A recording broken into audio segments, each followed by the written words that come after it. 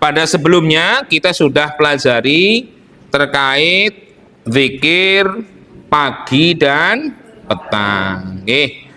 Sudah dirutinkan dan mohon untuk jangan ditinggalkan. Diusahakan tidak ditinggalkan. Iya, hukumnya sunnah benar. Tapi ini sangat bermanfaat untuk kita. Sangat bermanfaat untuk kita, ya. Jadi terkait apa-apa saja zikirnya ada di buku zikir pagi petang di situ. Kemudian dari mulai halaman ke berapa ini? Ke 54 ya, sampai halaman 60. Itu bisa dibaca ya beberapa referensi dan keutamaan daripada zikir pagi dan petang. Tapi tidak semuanya tertulis di situ. Ya, hanya sebagian besar tertulis di situ dan dikatakan di situ hikmah atau keutamaan membaca zikir tersebut. Jadi pada awalnya zikir pagi petang itu kan terpisah-pisah dari hadis yang berbeda-beda. Maka kemudian para ulama mengumpulkan jadi satu untuk memudahkan kaum muslimin supaya membaca zikir pagi dan petang. Ya, jadi banyak keutamaannya. Ada yang dijaga oleh Allah Subhanahu wa taala, ada yang dijamin surga jika meninggal dunia ketika setelah mengucapkan atau melafadzkan zikir tersebut dan macam-macam. Ya, artinya usahakan jangan apa? Jangan terlewat zikir pagi dan petang. Minimal Bu, minimal ini. Ya, coba deh hafalkan Sayyidul Istighfar. Kalau memang juga nggak hafal, ya, ayat kursi sama 3 kul. Ini jangan ketinggalan, ya, jangan ketinggalan. Kalau memang tidak hafal Sayyidul Istighfar. Tapi kalau bisa lebih baik lagi, ya, Sayyidul Istighfar jangan ketinggalan. Kalau lebih baik lagi semuanya dibaca. Cuma kan kadang-kadang ada kondisi-kondisi yang kita tidak bisa membaca seluruhnya, ya. Maka boleh kita membaca hanya sebagian saja, boleh saja. Dan ini boleh dibaca oleh setiap kondisi, baik kondisi kita sedang suci atau sedang berhadas kecil atau juga sedang berhadas besar. Jadi ibu-ibu mungkin yang punya hadas besar atau bapak-bapak ketika membaca ini boleh nggak boleh, walaupun lebih afdol itu dalam kondisi suci, itu lebih afdol, ya. Kalau kita mau nyari waktu yang tepat ya berarti kalau nggak habis subuh mungkin bisa baca itu, atau habis sholat duha, ya, kita masih punya wudu, atau kalau sorenya ba'da asar atau ba'da maghrib atau mungkin ba'da isya, kita masih bisa ada waktu untuk berzikir. Hari ini kita masuk pembahasan zikir setelah sholat. Zikir setelah sholat, ya.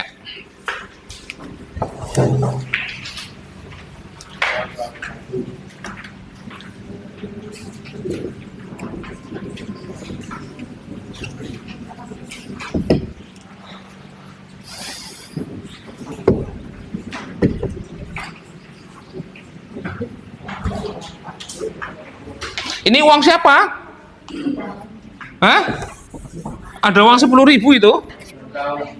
Nggak tahu?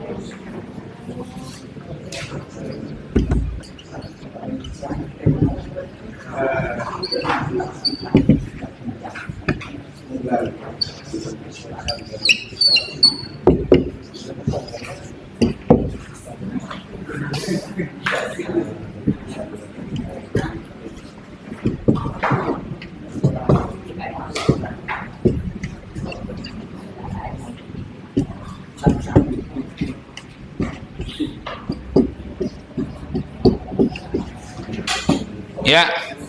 Dalam surat An-Nisa ayat ke-103. Ini ya. An-Nisa 103.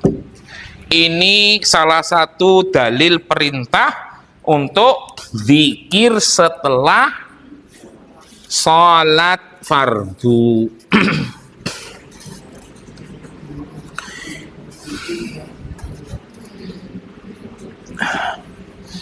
Zikir setelah salat fardu.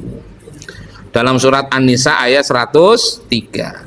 Di sana Allah Subhanahu wa taala menyebutkan, memerintahkan, fa idza qadaitumus shalah, kalau kamu sudah selesai mengerjakan salat, fadzkurullah, maka berzikirlah kepada Allah, berzikir kepada Allah setelah salat, qiyaman, baik dalam kondisi berdiri, wa qu'udan, baik dalam kondisi duduk, wa ala junubikum, walaupun dalam kondisi berbaring. Jadi zikir setelah sholat ini ya tidak harus juga sambil duduk, sambil menghadap kiblat. Boleh dengan cara lain. Kita misalnya setelah sholat ya kemudian mengerjakan pekerjaan yang lain tapi sambil zikir, itu juga boleh. Qiyaman wa qu'udan wa ala junubikum. Bahkan barampung sholat kok anaknya nangis njaluk mimi, dimimini karo turun, boleh enggak? Boleh ya, jadi enggak ada masalah. Jangan diharuskan gitu ya, atau jangan disyaratkan zikir setelah sholat itu harus dalam kondisi sebagaimana kita setelah sholat di tempat sholat ya, itu tidak harus, alias pilihannya mengikuti kondisi dan situasi, karena situasi kadang bisa berbeda-beda. Terutama yang punya anak kecil, wah itu wong sholat nangis bae anake, begitu sholat rampung ora kok berzikir karo jagong, itu kan zikirnya kemudian sambil tiduran, sambil mimini gitu ya. Atau bapaknya mungkin gitu ya, setelah sholat tiba-tiba ada tamu, Pak ada tamu, padahal baru selesai sholat, atau panjenengan dengar ada tamu, maka boleh sambil zikir, sambil panjenengan berjalan gitu ya, menemui tamu, atau sambil melakukan kegiatan yang lain. Yang penting perintahnya dari Allah Subhanahu wa taala setelah sholat itu diperintahkan berzikir. Pertanyaannya, kenapa sih setelah sholat itu disuruh zikir? Kenapa nih? Melengkapi. Ini bener nggak ada yang merasa punya ini? Halo, ini kan nggak mungkin dari orang luar madrasah di sini kan? Oh ya, ini yang kelas pagi nggak ada yang ngaku ya. Nanti kelas siang, kelas malam. Kembali, apa sih untuk apa sih kita disuruh berzikir setelah sholat? Kenapa sih? Apa fungsinya? Apa faidahnya? Kenapa disuruh zikir setelah sholat? Pak, kenapa? Gimana? Zikir kan minta ampun. Semua zikir minta ampunan.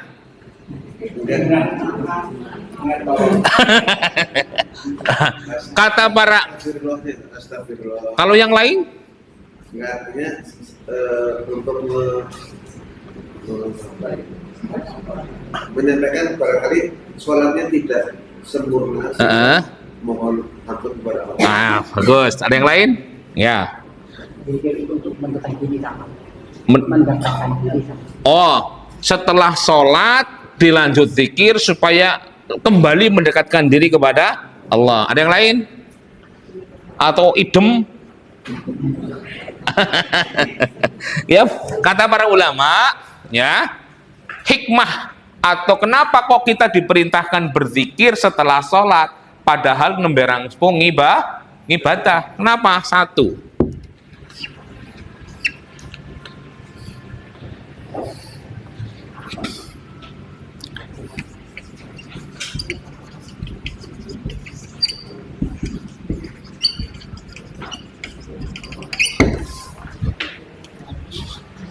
penyempurna atau apa berarti?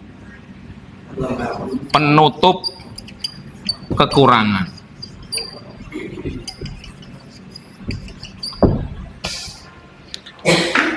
Jadi fungsi zikir setelah sholat itu diantaranya apa? Untuk nutupi kekurangan, menyempurnakan hal-hal yang Kita kalau sholat punya kekurangan nggak? Ngerasa nih? Di mana rasanya? Oh, ngelamun Pak Margono.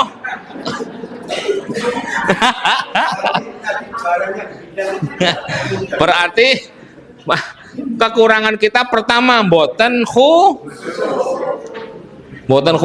Allahu Akbar. Sing demut-demut tahu Pak? Ya, yang diinget-inget malah kemana-mana, pikirannya kemana? Tapi yang bikin aneh, wis begitu khusyuk pikirannya kemana? Detutaken. Nah ini yang bikin aneh Pak. Allahu Akbar. Loh maunya ngesok kunci nang sebelah kanan. Terus nang di siang maning ya, malah dituruti niku. Jadi pikiran yang sudah melenceng kemana malah justru dituruti, diikuti. Oh iya, kok temut-temut maring-maringana malah mumpung kemutan katanya begitu. Ya Allah. Ya. Jadi kalau seandainya ketika sholat pikiran kita kemudian kok melayang kemana-mana, jangan dituruti, segera kembalikan fokus kita kepada sholat kita. Aja malah disisan gawe. Ya, jangan dibikin sekalian. Jadi khusyuk itu ya sesuatu yang akan menjadikan sholat kita semakin sempurna. Semakin khusyuk semakin sempurna. Semakin khusyuknya kurang berarti pahalanya semakin berkurang. Makanya orang yang sholat berjamaah tidak semuanya dapat 27 derajat. Dan bayangkan nek sholat dewekan oleh mung siji potong ora khusyuk, aduh sepirau dia gue. Nggih. 0,000 gitu. Tapi kalau dia sholat jamaah ya minim ya Pak, lebih sekang siji gitulah ya. Makanya itu, jadi khusyuk ini sesuatu yang harus kita usahakan dalam setiap sholat. Di antara cara untuk khusyuk apa? Fokus kepada bacaan, bukan fokus kepada tulisan atau gambar Ka'bah, itu bukan. Ya, bukan fokus kepada gambar Ka'bah atau sajadah sing ana gambare Ka'bah, bukan. Tapi fokus kepada bacaannya, gitu nggih. Maka harus hati-hati, ya. Termasuk penyempurna kekurangan itu misalnya kekurangan kita dalam gerakan, ya, dalam gerakan, dalam bacaan, ya, gerakannya kadang-kadang nyun sewu, ya, tidak tumak nina maktub, rukuknya maktub, kayak kumbul mancing ini kok, slup begitu tok, ya, begitu masuk langsung dangkat maning gitu. Dia belum tenang, tulang-tulangnya belum tenang, ya kadang begitu, ya gerakannya baik, sujudnya ngedeprok, tangannya ngedeprok begini, prok, harusnya gimana? Diangkat sikunya, nggak boleh tangan ini menempel di tempat sholat, prok begini nggak boleh, harus diangkat. Banyak yang begitu juga. Atau sikune nggo ganjel weteng. Ada. Nah, itu nggak boleh. Itu akhirnya termasuk dalam kekurangan dalam gerakan sholat. Ya. Termasuk dalam cara bertakbirnya tidak sesuai dengan apa yang dibolehkan dalam syariat. Cara bertakbir kan banyak. Ya, yang penting dua. Satu, sejajar dengan telinga, baik telinga atas maupun telinga bawah begini, atau sejajar dengan bahu begini, begini. Nek begini sejajar dengan apa? Sejajar dengan apa itu? Ya, ada nggak orang yang takbirnya begini? Takbir itu begini, begini, begini, begini. Yang penting sejajar dengan ini atau telinga.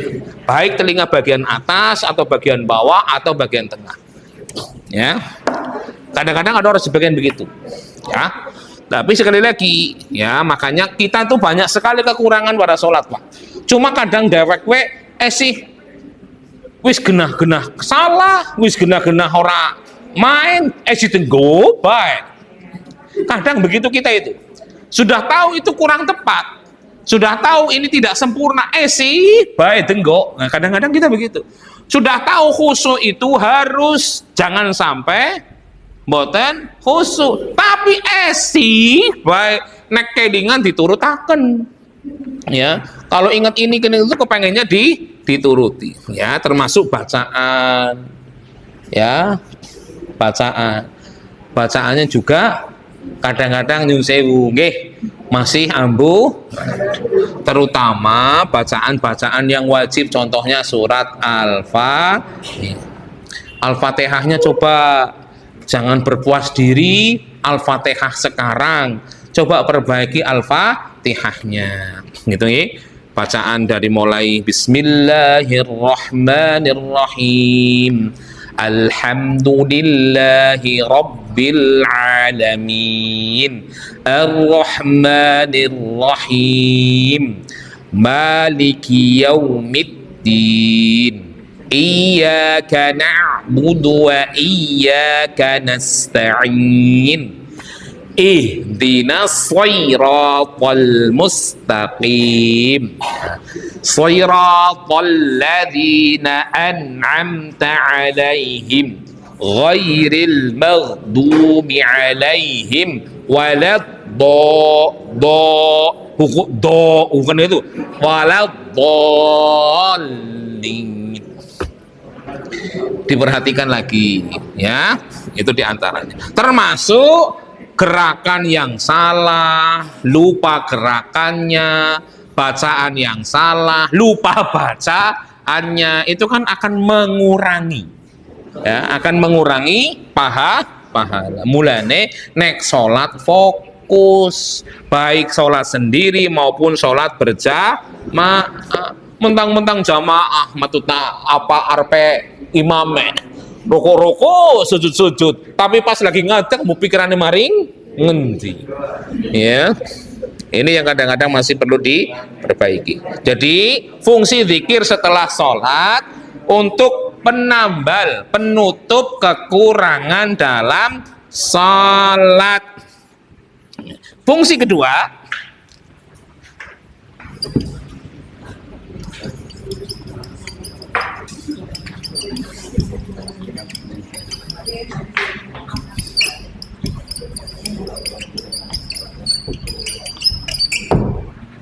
penyambung ibadah ke ibadah yang lain.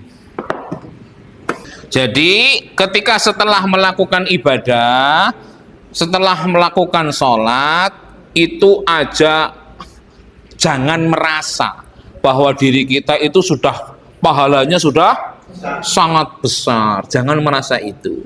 Ya, jangan merasa cukup lawi sholat iki.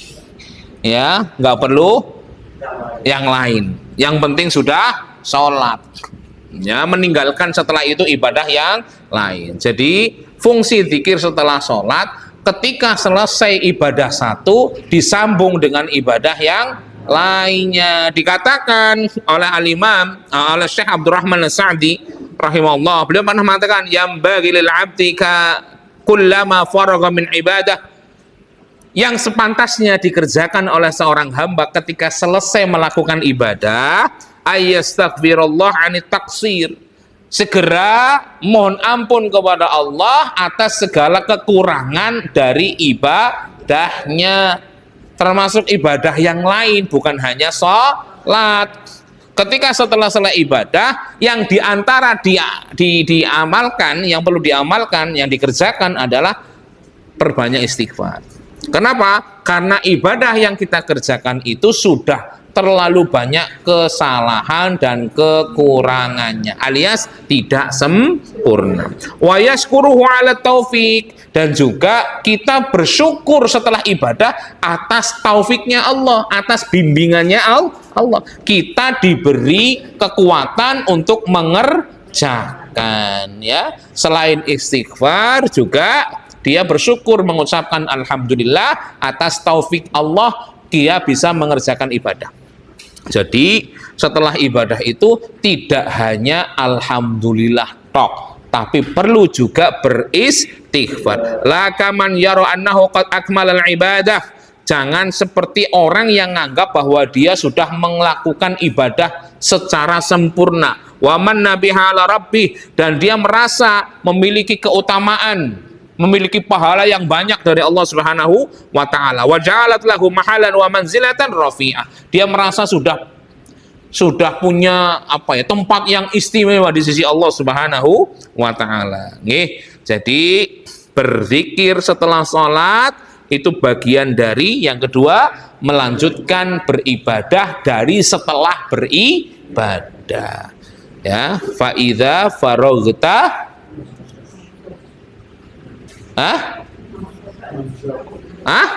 fansab. Kalau sudah selesai kita mengerjakan ibadah, maka isi dengan ibadah yang lain. Ibadahnya bukan hanya mahdhah saja, termasuk ibadah ghairu mah. 24 jam di buku ini itu ibadah 24 jam ini, yang semua ibadahnya itu ketika dikerjakan berpahala, baik ibadah mahdhah atau ghairu mahdhah. Tidak selalu kita mengerjakan ibadah mahdhah dilanjutkan ibadah mahdhah pula. Ya, bisa jadi kita setelah mengerjakan ibadah mahdhah langsung dilanjutkan ibadah ghairu mahdhah. Ada pertanyaan sampai di sini? Sudah paham? Gimana? Wah, terkait sholat ya, kita insya Allah kapan-kapan kita akan bahas sholat ya. Jadi setelah bahas wudhu, kita nanti ada di halaman berapa nanti bahas wudhu, nanti kita akan bahas masalah sholat ya. Ya, di antara tata cara sholat juga. Tata caranya sholat ya bagaimana dia meletakkan kedua tangan setelah mengangkat tangan ketika bertakbir ya. Jadi setelah mengangkat tangan ketika bertakbir, dia meletakkan tangannya itu di sebelah mana? Di tengahkah, atau di sampingkah, atau di ataskah, atau di bawahkah? Nah, ini diantara yang nanti kita akan pelajari. Kenapa? Karena banyak sekali dalil, harus dijelaskan satu per satu. Ya, itu diantaranya. Dan Bapak Ibu sekalian, para santri Madrasah Lansia Al Barokah, ketika kita setelah sholat fardu berzikir, maka zikir yang kita baca, zikir yang kita lafadzkan adalah zikir yang sebagaimana sudah diajarkan oleh Rasulullah Shallallahu Alaihi Wasallam. Bukunya sudah panjenengan miliki ya, tinggal bagaimana panjenengan mengamalkannya. Ya, sebagaimana salah satu dari hadis-hadis yang ada ya terkait dengan zikir yang dilafadzkan oleh Rasulullah Shallallahu Alaihi Wasallam adalah dari sahabat Thauban radhiyallahu anhu. Karena Rasulullah Shallallahu Alaihi Wasallam idang sarafa fi salatihi istaghfara thalathan.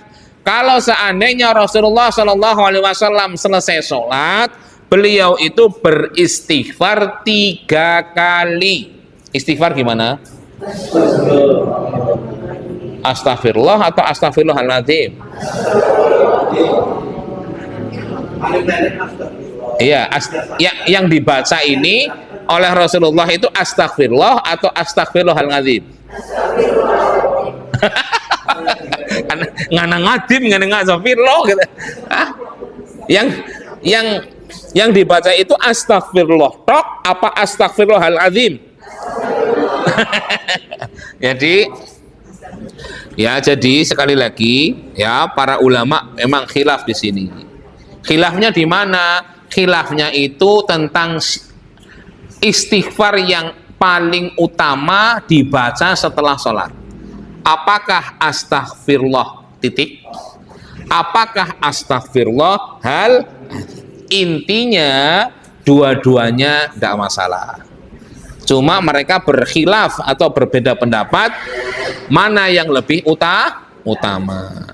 Ya, apakah mengucapkan astaghfirullah, astaghfirullah, astaghfirullah, atau mengucapkan astaghfirullahaladzim, astaghfirullahaladzim, astaghfirullahaladzim.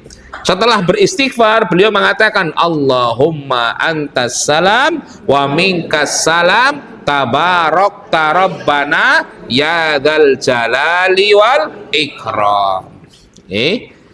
Sudah hafal nggih? Sampun hafal? Hafal. Hafal sampai bawah, mau apa sampai hafal ini tok maksudnya? Ya.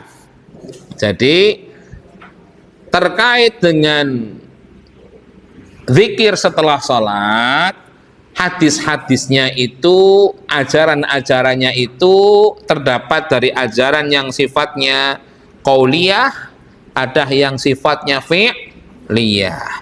Ya, qauliyah itu apa? Itu pelajaran dulu itu, masa nggak ingat? Qauliyah itu apa? Hah? Qauliyah niku napa, Bu? Yo, cung cedak cermat ke lah wis ya. Napa, Bu? Hah? Apa? Tidur siang. Kita qauliyah. Qauliyah bukan qailulah, bukan. Qauliyah.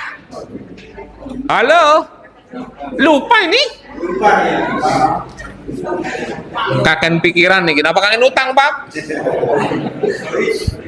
Qauliyah itu perkataan Rasul. Kalau fi'liyah perbuatan Rasul. Jadi hadis terkait dengan masalah zikir setelah sholat itu ada hadis yang bersifat qauliyah. Qauliyah itu Rasul memerintahkan, Rasul mengajarkan. Ada yang sifatnya fi'liyah, Rasul mengerjakan, dilihat oleh sahabat yang lain, diceritakan oleh sahabat yang lain. Saya pernah melihat Rasulullah zikir. Ya, saya pernah melihat Rasulullah zikir. Berarti itu hadis qauliyah apa fi'liyah? Qauliyah apa fi'liyah? Fi'liyah, dikerjakan Rasul, dilihat oleh sahabatnya. Ya, jika engkau setelah sholat berzikirlah dengan istighfar, dengan membaca zikir yang lain, itu qauliyah apa fi'liyah? Qauliyah. Gitu nggih? Jadi setelah sholat yang diajarkan, yang diperintahkan apa? Istighfar. Setelah sholat yang diajarkan apa? Istighfar. Bukan alhamdulillah. Ada nggak yang setelah sholat alhamdulillah? Ada? Kenapa? Ya itu tadi. Jadi yang lebih utama alhamdulillah atau istighfar setelah sholat? Nah, istighfar. Ya. Karena masih banyak, Pak. Ya, biasanya ngerampung traweh alhamdulillah. Kayak sing wis rampung pupuh 23 rakaat wis bombong banget. Sing 11 rakaat wis bombong. Kayaknya wis habis berjuang keras gitu ya, seolah-olah gitu. Alhamdulillah. Padahal yang diantara yang disunahkan, yang diajarkan Rasulullah itu beristighfar. Kalau alhamdulillah sering diucapkan, yang kemudian anak-anaknya lihat, cucunya lihat, generasi selanjutnya ngelihat, oh, nek rampung sholat niku, alhamdulillah. Lama-lama istighfar hilang. Lama-lama istighfar akan hilang itu. Ya berganti alhamdulillah. Karena banyak sekarang kan sunnah Nabi yang sudah hilang diganti dengan yang lain. Ya, banyak itu sekarang. Contoh, meriang, sunnah Nabinya apa? Halo. Sunnah nabinya sabar. Terus? Ruqyah. Ruqyah sekarang masih ada apa hilang?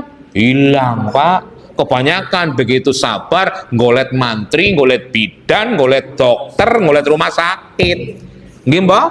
Golet apotik. Sekarang ruqyah itu sudah mulai ditinggalkan. Ada yang di sini biasa kalau sakit meruqyah. Halo, tepuk tangan. Oh, belum ada. Kan di antara salah satu ajaran Rasulullah, sakit, entah kita yang sakit, entah orang lain, misalnya suami, istri, atau anak-anak, kan ruqyah. Diruqyah dulu. Ya, kita cari pahala dari ruqyah itu. Mohon kepada Allah agar diberi kesehatan. Ya, kita ngeruqyah. Ustaz, saya bukan ahli orang kudu ngenteni ahli ruqyah ora. Orang kudu ngenteni ngundang ustaz ahli ruqyah juga enggak. Panjenengan bisa sendiri meruqyah diri sendiri, meruqyah orang lain. Jadi sekali lagi setelah sholat yang diperintahkan apa? Istighfar. Kenapa? Karena untuk apa?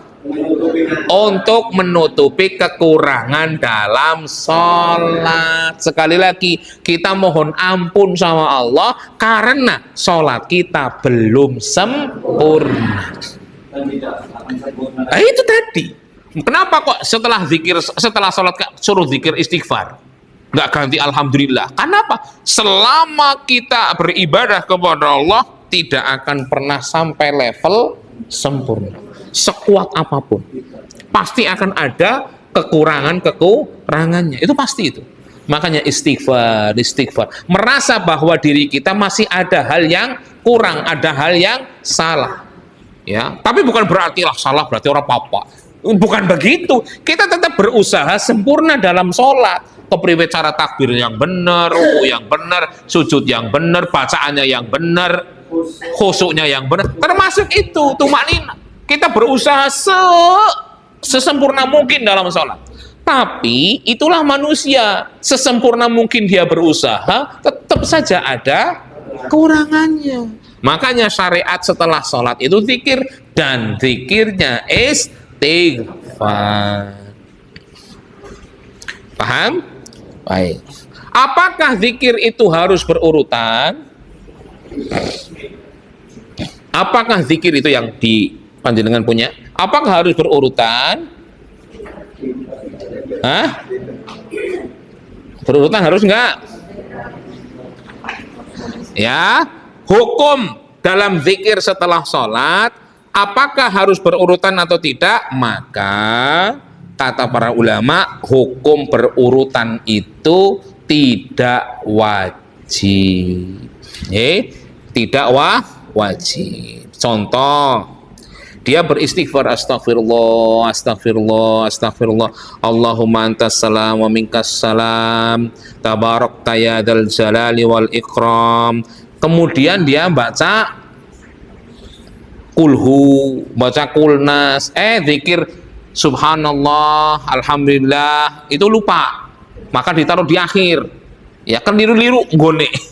Atau misalnya ketika zikir subhanallah, dia dimulai dari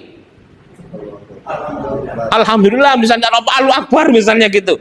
Yang biasanya kita pertama itu subhanallah, kita kok ngawalinya malah Allahu Akbar. Boleh enggak? Boleh saja. Ya, gitu. Jadi tidak harus, mau aku subhanallah, harus Allahu Akbar, dilang namanya ngulangi subhanallah, enggak harus. Allahu Akbar dulu enggak apa-apa sampai selesai, sampai 33, kemudian subhanallah, kemudian alhamdulillah gitu. Jadi tiga-tiganya itu juga tidak harus selalu urut, atau tidak harus subhanallah nomor 1 dulu, kedua alhamdulillah, ketiga Allahu Akbar, tidak harus seperti itu.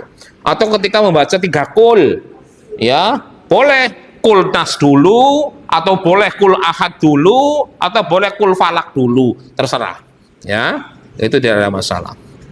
Jangan atau tidak diharuskan untuk selalu berurutan, gitu nggih. Dan apakah zikir itu berjamaah atau sendiri-sendiri? Ayo, Zikir itu berjamaah atau sendiri-sendiri? Tergantung kondisi. Kalau dalam rangka taklim, mengajarkan, maka boleh berjamaah. Berjamaah pun sifatnya guru mengawali, murid mengikuti, bukan suaranya bareng-bareng kayak paduan suara, bukan. Jadi astagfirullah, astagfirullah, astagfirullah, diikuti yang lain muridnya, astagfirullah, astagfirullah, gitu ya. Karena memang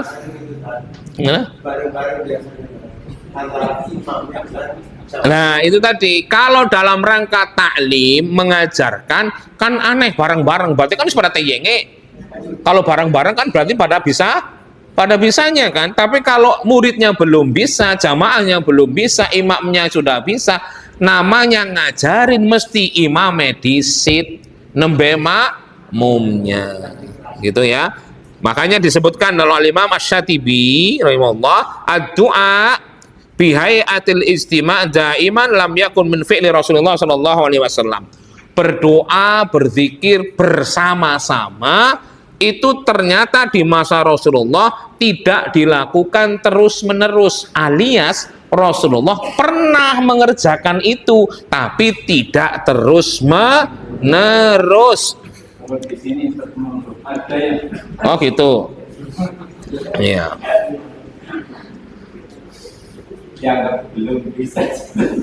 Dianggap belum bisa, tapi bareng-bareng. Lah belum bisanya bareng-bareng itu gimana?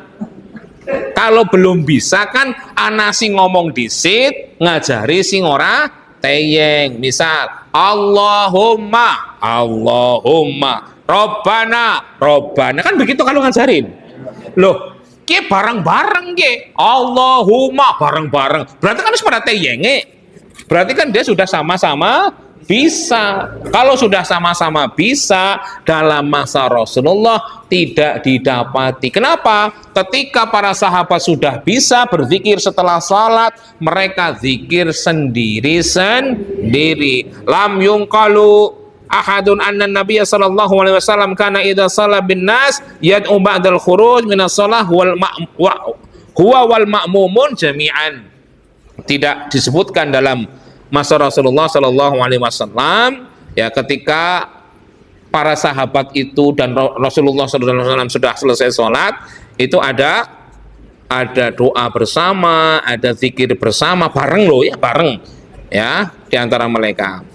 La fil fajr wala fil asr, tidak dalam sholat subuh, tidak juga dalam sholat asar, wala fi ghairihima minas sholawat, dan juga termasuk tidak ada dalam sholat-sholat yang lain. Bal qad thabata anhu annahu kana yastaqbilu ashabahu wa yadhkurullah wa yu'allimuhum dzikrallahu aqibal khuruj minas shalah. Tapi ada asar, ada hadis yang menyebutkan Rasulullah itu pernah mengajarkan kepada para sahabatnya terkait dengan bacaan zikir setelah sholat.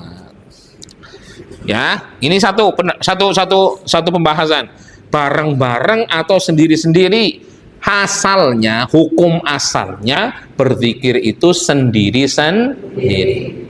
Ya, ini pembahasan sekarang bahwa apakah zikir itu bareng-bareng atau sendiri-sendiri? Asalnya sendiri-sendiri. Kalau mau bareng-bareng dalam rangka mengajarkan juga boleh. Pembahasan yang berbeda dengan suara keras atau suara lirih. Nah, ini dengan suara keras atau suara lirih. Udah jawabannya Pak? Kalau sendiri-sendiri ya lirih. Tapi kalau sifatnya ngajari ya harus terdengar orang yang diajari. Ya, jadi ulama khilaf terkait itu. Ya, di antaranya mazhab Hambali itu mengatakan boleh kita bersuara keras secara mutlak. Entah itu sendiri-sendiri atau sedang mengajarkan. Misalnya panjenengan sudah tahu, sudah hafal zikir setelah sholat. Maka menurut mazhab Hambali Boleh kita sudah hafal sendiri-sendiri dan bersuara rodok keras, utuh keras ngorong-ngorong maksudnya gitu ya. Keras di sini maksudnya terdengar oleh orang lain ya. Maka menurut mazhab Hambali itu malah justru lebih baik dikeraskan. Malah justru lebih baik dikeraskan ya. Di antaranya ya disebutkan dalam hadis Abdullah bin Abbas radhiyallahu anhuma, anna raf'as sauti bidzikri hina yansarifun nas minal maktubah kana ala ahdi Nabi sallallahu alaihi wasallam.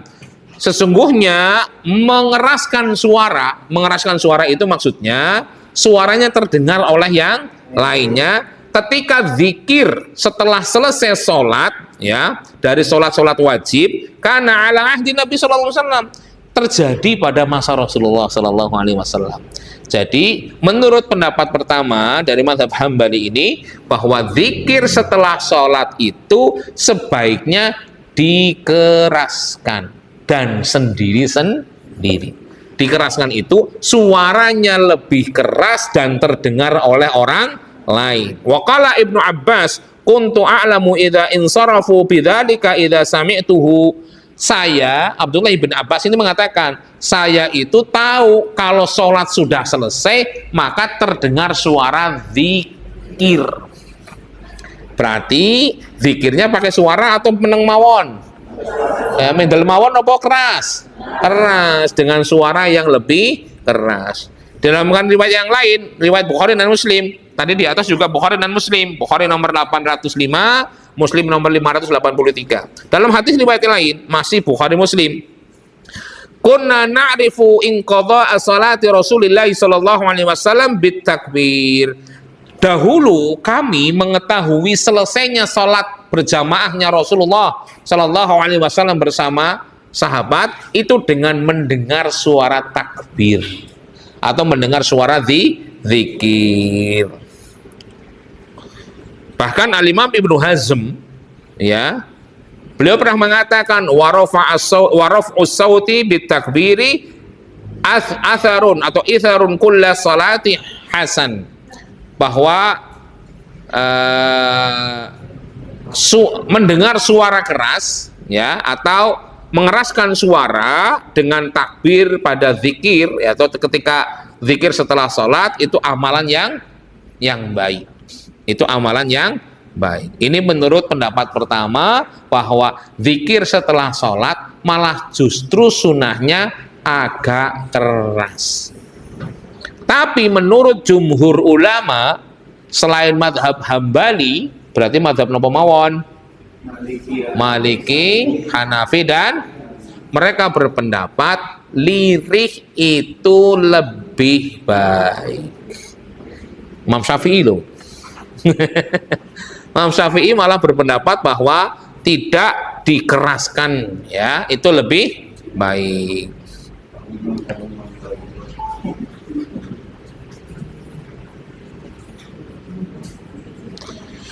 Di antara dalil yang dipakai oleh ulama jumhur madhab itu adalah hadis dari Abu Musa al-As'ari radhiyallahu anhu. Beliau mengatakan, kunna ma'a Rasulillah sallallahu alaihi wasallam. Kami pernah bersama Rasulullah sallallahu alaihi wasallam, wa kunna idza asyraqna ala wadin halalna wa kabbarna irtafa'at aswatuna. Ketika kami sampai di sebuah lembah, kami itu bertahlil dan juga bertakbir, irfa'at aswatuna, tapi kami mengangkat suara. Faqala Nabi sallallahu alaihi wasallam, ketika itu Rasul mendengar itu, maka Rasul menegur, ya ayuhan nas, wahai para manusia, irba'u ala anfusikum. Ya, Rasulullah mengatakan, lirihkan suara kalian. Fa innakum la tad'una asamma wala ghaiban. Kamu itu sedang tidak berzikir, sedang tidak berdoa dengan yang tuli dan yang gaib. Allah itu nggak tuli, Allah itu bukan gaib, tapi ada. Innahu ma'akum, Allah itu bersama kalian, zatnya itu tahu kalian lagi berzikir. Innahu sami'un qaribun, Allah itu maha mendengar dan maha dekat. Jadi menurut pendapat yang kedua, zikir itu, zikir setelah sholat ndak usah keras-keras. Sebaiknya tidak keras-keras. Menurut siapa? 3 madhab, Syafi'i, Maliki, dan Hanafi. Justru menurut Hambali dikeraskan. Terus yang mana yang harus diikuti? Maka kalau saya, ini kalau saya ya, panjenengan boleh milih di antara 1 dan 2 ya, silahkan. Kalau saya milih dua-duanya. Loh, gimana maksudnya?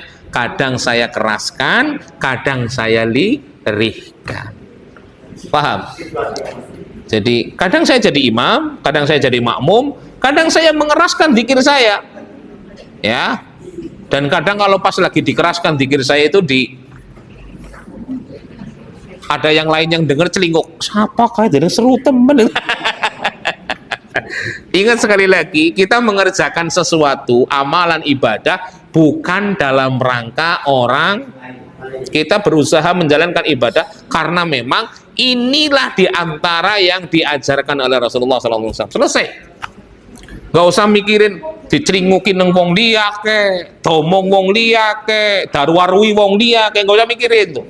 Yang penting kita berusaha melakukan apa yang sudah diajarkan. Gitu nggih. Jadi mau keras mau lirih boleh atau dua-duanya, kadang keras, kadang lirih. Itu juga tidak ada masalah.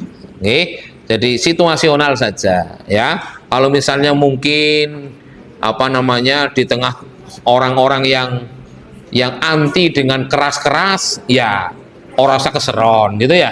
Tapi kalau di tengah orang-orang yang biasa keras, panjenengan mengeraskan, itu juga nggak ada masalah.